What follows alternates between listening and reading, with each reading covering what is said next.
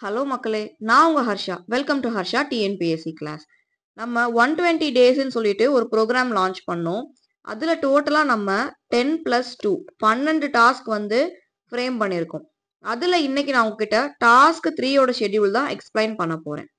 Task 1ல நம்ம என்ன complete பண்ணியிருக்கோம் அப்படின்னு பார்த்தீங்கன்னா, ஜிஎஸ்ல நீங்க பாலிட்டி கம்ப்ளீட் பண்ணியிருப்பீங்க. அரசியல் அறிவியல் 6ல இருந்து 12ஆம் வகுப்பு பாட புத்தகத்துல இருக்க எல்லா பாடங்களுமே நமக்கு சிலபஸ்க்கு தேவையான எல்லா பாடங்களுமே டாஸ்க் 1ல நீங்க வந்து படிச்சிருப்பீங்க. மேக்ஸ்ல மென்சுரேஷன் டாபிக் அளவியல் டாபிக் வந்து நீங்க படிச்சிருப்பீங்க. டாஸ்க் 1 ஃபாலோ பண்ணவங்க இது ரெண்டுமே நீங்க வந்து முடிச்சிருப்பீங்க. டாஸ்க் 2ல என்ன படிச்சோம் அப்படின்னு பாத்தீங்கன்னா, ஜிஎஸ்ல சயின்ஸ்ல பிசிக்ஸ் வந்து நீங்க ஃபுல்லா கவர் பண்ணிருப்பீங்க. அதே மாதிரி மேக்ஸ்ல நீங்க ரேஷியோ அண்ட் ப்ரொபோர்ஷன் விகிதம் மற்றும் விகிதாச்சாரம் கம்ப்ளீட் பண்ணிருப்பீங்க. இது ரெண்டுமே உங்களுக்கு ஸ்கூல் புக்ல கவர் ஆகிற டாபிக்ஸ். இந்த ரெண்டு டாஸ்க்குமே சிலபஸ் வந்து நமக்கு நியூவா அப்டேட் பண்ணி ரிலீஸ் பண்றதுக்கு முன்னாடி ஃப்ரேம் பண்ணப்பட்ட ஒரு டாஸ்க். அதனாலதான் சயின்ஸை ஃபோக்கஸ் பண்ணி ஸ்டார்டிங்கே முடிச்சிடலான்னு சயின்ஸ்ல பிசிக்ஸ் இங்க வந்து கொடுத்துருக்கோம். இப்ப நமக்கு அப்டேட் பண்ணிருக்க சிலபஸ்ல சயின்ஸோட வெயிட்டேஜ் கம்மியா இருக்கு அப்படிங்கறதுனால சயின்ஸோட ரிமைனிங் இருக்கிற கெமிஸ்ட்ரி, ஜுவாலஜி, பாட்னி, என்விரான்மெண்ட் எல்லாமே நம்ம மற்ற இம்பார்ட்டன்டான யூனிட்ஸ் எல்லாம் கவர் பண்ணிட்டு லாஸ்டா பார்க்க போறோம். ஸோ நம்ம சயின்ஸோட வெயிட்டேஜ் கம்மியா இருக்குன்னு ஸ்கிப் பண்ண போறது இல்ல, கடைசியா பார்க்க போறோம். அதுக்கு முன்னாடி வெயிட்டேஜ் அதிகம் இருக்கிற யூனிட் எல்லாம் முடிக்க போறோம். அதன்படி இப்ப நமக்கு டாஸ்க் 3ல பாத்தீங்கன்னா, யூனிட் 3 நமக்கு ஹிஸ்டரி அண்ட் ஐஎன்எம் இந்த ரெண்டும் சேர்ந்ததா இப்ப நமக்கு யூனிட் 3 அப்படிங்கிறது கொடுத்துருக்காங்க. டாஸ்க் 3ல யூனிட் 3ல ஐஎன்எம் மட்டும் பார்க்க போறோம். அடுத்த டாஸ்க்ல ஹிஸ்டரி வந்து கவர் பண்ணிடலாம்.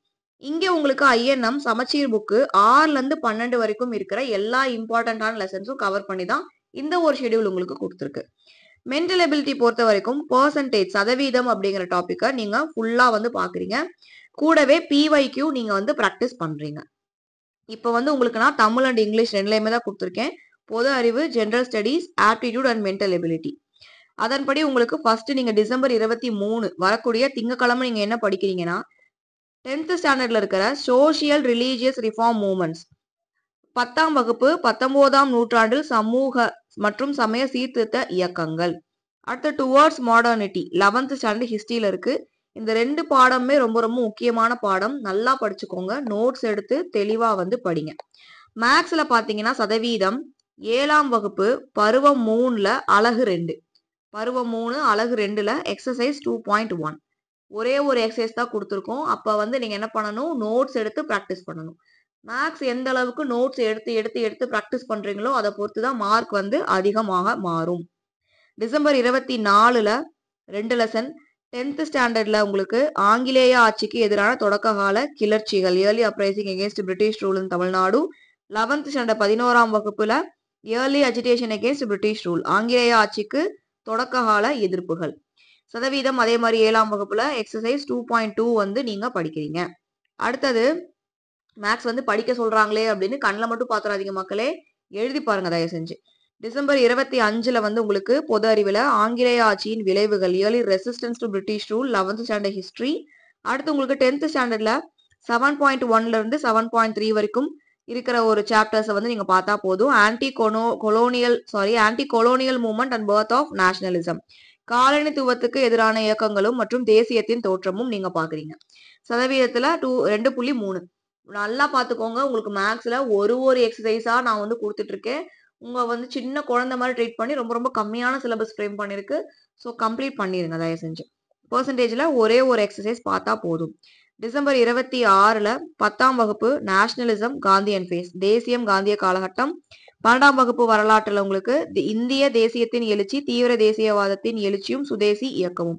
Rice of nationalism in India, rise of extremist and Swadeshi movement. பெர்சன்டேஜ்ல 2.4. அடுத்தது டிசம்பர் 27ல உங்களுக்கு 12ஆம் வகுப்பு வரலாறு, இந்திய விடுதலை போரில் முதல் உலக போரின் தாக்கம்.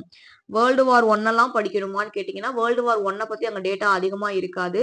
அந்த வேர்ல்டு வார் 1னால நமக்கு இந்தியால என்னெல்லாம் ஆச்சு அப்படிங்கறத கொடுத்துருப்பாங்க. ஃபுல் லெசனுமே important. Impact of world war 1 in Indian freedom movement 12th history. மறுபடியும் 12th ஹிஸ்டரியில advent of Gandhi and mass mobilisation காந்தியடிகள் தேசிய தலைவராக உருவெடுத்து மக்களை ஒன்றிணைத்தல். பெர்சன்டேஜ்ல கடைசி எக்ஸசைஸ் 2.5. மொத்தமா 7th ஸ்டாண்டர்ட்ல சதவீதத்துல உங்களுக்கு 2.1ல இருந்து 2.5 வரைக்கும் தான் எக்ஸசைஸ் இருக்கும். 5 நாளைக்கு ஒரு எக்ஸசைஸா நீங்க வந்து போட்டு பாக்குறீங்க. அப்ப நீங்க எக்ஸசைஸ் சம்ஸும் போடணும், எக்ஸாம்பிள் சம்ஸும் நீங்க போடணும். பயிற்சி கணக்குகள் வந்து உங்களுக்கு எடுத்துக்காட்டு கணக்குகளும் போடணும், பயிற்சி கணக்குகளும் நீங்க எழுதி பார்க்கணும் டெய்லியுமே.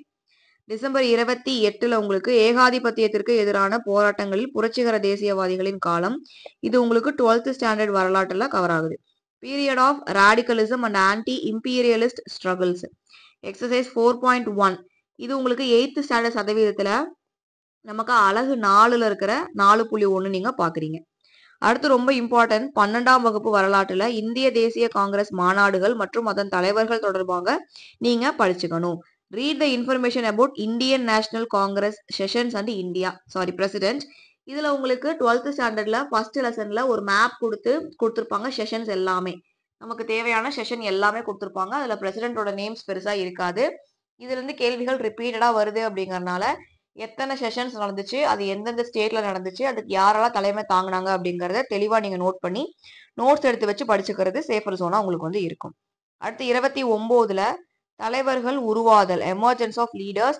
நமக்கு எந்தெந்த தலைவர்கள் அப்படிங்கிற பெயர்களே கொடுத்துட்டாங்க. அப்ப நீங்க பள்ளி பாட புத்தகத்தை தாண்டி அடிஷ்னல் நோட்ஸும் நீங்க வந்து கண்டிப்பா மேக் பண்ணி படிக்கணும்.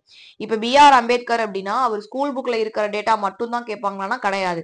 நமக்கு குரூப் 2 டிகிரி ஸ்டாண்டர்ட் எக்ஸாமினேஷன் அப்படிங்கறதுனால அம்பேத்கர் எங்க இருந்து வேணா கேட்கலாம். நமக்கு அம்பேத்கர் பத்தி தனியா நீங்க ஒரு நியூஸ் பேப்பர் ஒரு ஆர்டிக்கல் வருதுன்னா அங்க இருந்து கேள்வி கேட்கலாம். அவங்க ஏன் கேட்டீங்க நம்ம கேட்க முடியாது.